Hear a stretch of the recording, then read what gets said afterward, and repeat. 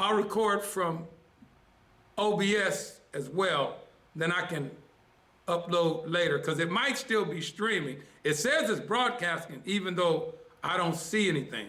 So all of it could be still working for all I know. Okay. All right, so get your house in order. So buy your burial plot, pay for your casket, pick your suit, get your clothes lined up. Let the people who gonna say their 2 words, their 2 minutes. Let them know who they gonna be. If you don't want a circus at your funeral, you make sure you pick the people who gonna speak on your behalf. All right, so you do all of that. Let them know what day you want to have it on, what church you're gonna have it in, what color casket you want.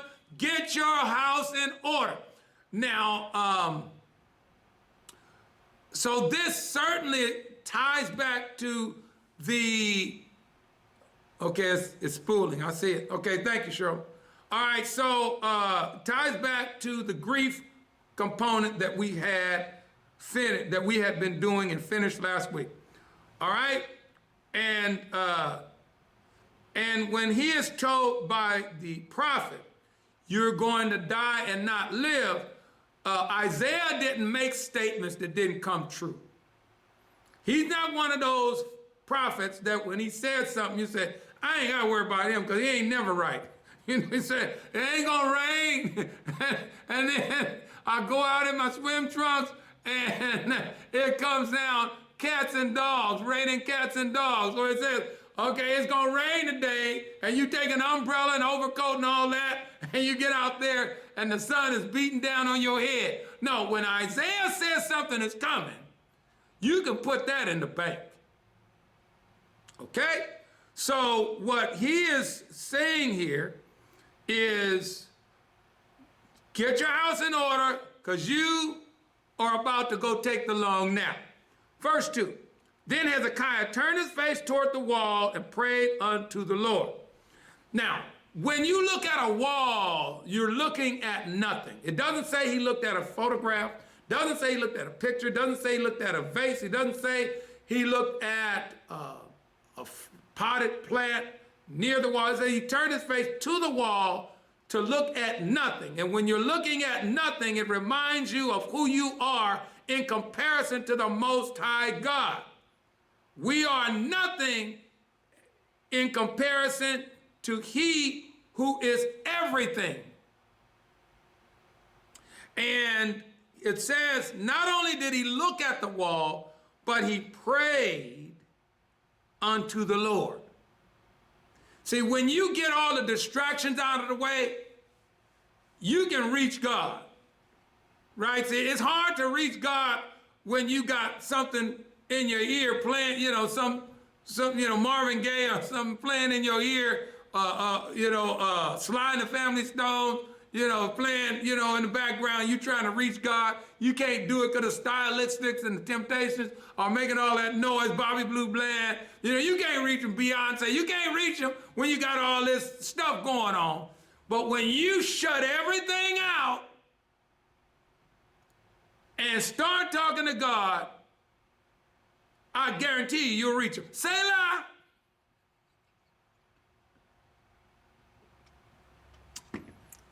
And so it says here, he turned his face toward the wall and prayed unto the Lord. Now, verse 3, he said, remember now, O Lord, I beseech thee, how I have walked before thee in truth and with a perfect heart, and have done that which is good in thy sight. And he began weeping. So he starts out by making God aware, not that God didn't know, but he says, I walk before you truthfully with a perfect heart, and I've done that which is good in thy sight. And he's testifying, and then he starts to lose it, and he starts weeping. Now, you do need to know that he started picking up, he picked up something that was going to be a debilitating disease and that was going to take him out on a slow burn. All right, so we have a lot of diseases that we can think of at the top of our head that are a protracted diseases that take a long time before you are officially expired. Hezekiah was going to die a protracted death, where it was going to be a slow death. Doesn't mean it's going to be slow and painful. It's just going to be a slow death. Okay? So he's weeping because he knows that what he has is not just a common cough, or it's not just a little pain that's going to go away. This is something that is severe and serious, and he sees his mortality coming. So he's crying, he starts praying and saying things to God, and then he just gets full and couldn't stop crying. Verse 4, then came the word of the Lord to Isaiah, saying, go and say to Hezekiah, thus saith the Lord, the God of David thy father, I have heard thy prayer, I have seen thy tears. Behold, I will add unto thy days 15 years, and I will deliver thee and this city out of the hand of the king of Assyria, and I will defend this city, and this shall be a sign unto thee from the Lord, that the Lord will do it, he will do this thing that he hath spoken. Okay? Look at what else it says. Behold, I will bring again the shadow of the degrees, which is gone down in the sundial of Ahaz 10 degrees backward. So the sun returned 10 degrees, which by which degrees it was gone down. The writing of Hezekiah, king of Judah, when he had been sick and was recovered of his sickness. So what happens? Now, some said God stopped time or held up to the day. God is not worried about giving you a sign to let you know that he loves you. Now let me just look in the camera and let everybody know.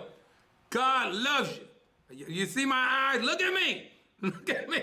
Look at me. God loves you. He cares about you. He is interested in your future.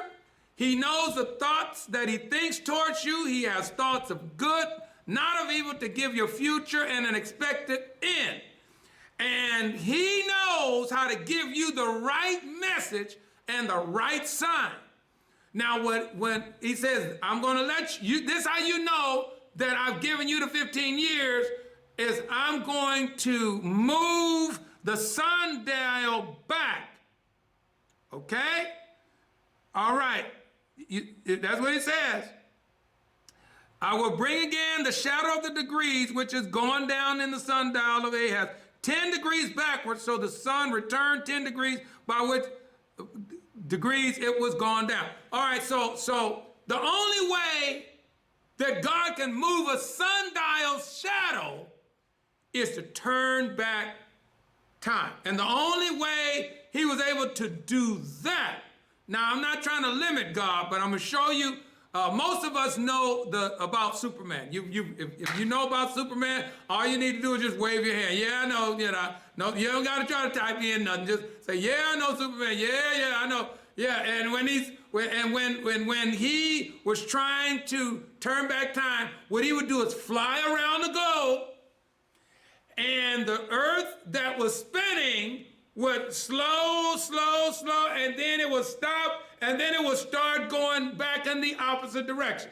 Right? That's all right. Go ahead and just let me know you heard me by just waving your hand a little bit. That's like this. Just wave your little hand a little bit. Okay. All right. So what God, because we know that when we look at time, we know that time is moving if we lay down on the grass, look up in the sky, and you see the clouds moving, right? You're laying down on the grass and you see the clouds moving. Now, we know that clouds are got air up there and they're going to blow around. And so that may not be the very best way we can see, but during the day, we know that you can't look at the sun because the sun doesn't move.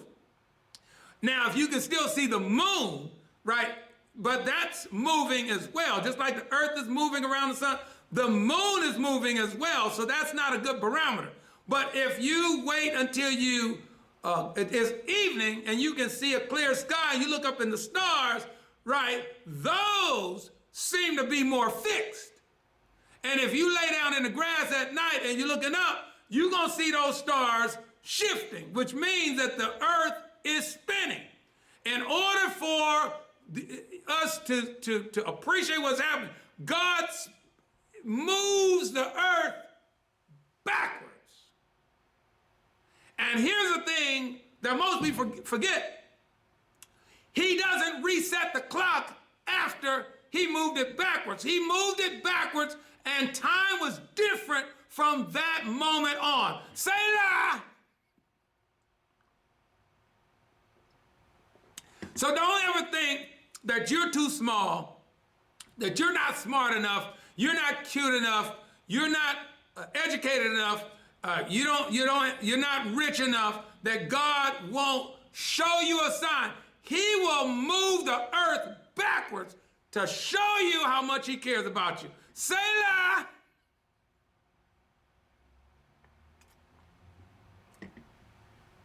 So what he does here verifies to Hezekiah he is not going to expire for at least another 15 years. And that the enemy that says, you say all that stuff I done to everybody else, it's about to happen to y'all, right? All of that ends because God said, don't worry about it. I got this. All right? So we're going to stop here because there's more to this story, because what happens next is Hezekiah gets his healing and he gets excited and he makes a blunder. And I can't tell you about the blunder until our next time together. So I hope y'all tune in next time. Okay. Don't forget to tune in, because sometimes when you get your healing, when God blesses you with your deliverance, you gotta use your brain after that. And Hezekiah was so happy and giddy, he made a major blunder. And he don't have to worry about, I ain't gonna do that no more, because he was long gone. There's some mistakes you can't make twice. He only made it once, and it once was enough, all right? So I will catch you all next time. God bless you. God keep you. It is such a joy and a privilege to be in front of you today. I'm so sorry that all of our social media platforms died on us. But once I finish uploading this to the respective locations, we should be able to get those people to catch up, all right? In the meantime, God bless you, and we'll see you all real soon. Deacon Jones, you want to pray us out?